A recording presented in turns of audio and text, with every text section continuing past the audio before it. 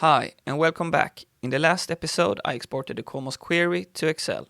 In this episode, I'll show how to export a COMOS report to Excel using the standard layout, and I highlight how revision changes are included and displayed in the Excel output. Let's go. As with query exports, reports can also be customized through a range of settings. In this episode, I'll use a few of them. For reports, there are project level settings accessed here at project level.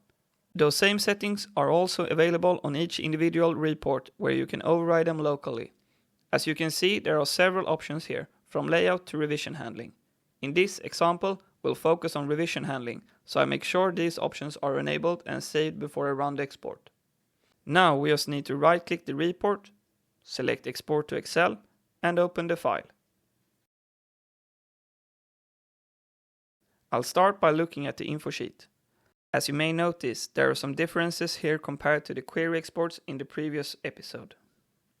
Here I can see more report-specific metadata, such as current revision index, along with a summary of changes. Now, let's move on to the sheet that holds the reports itself.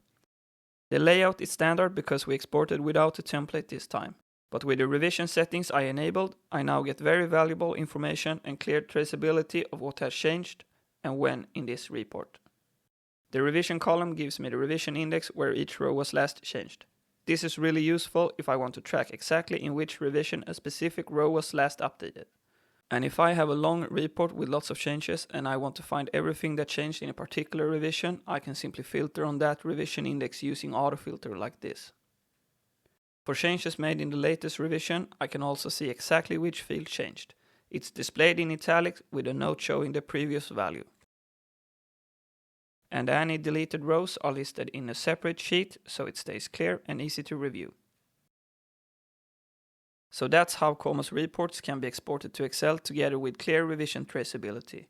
In the next episode, I'll show how to generate a template-based Excel report as part of a revision release, so it can replace the standard revision PDF attachment with an Excel report. See you in the next episode.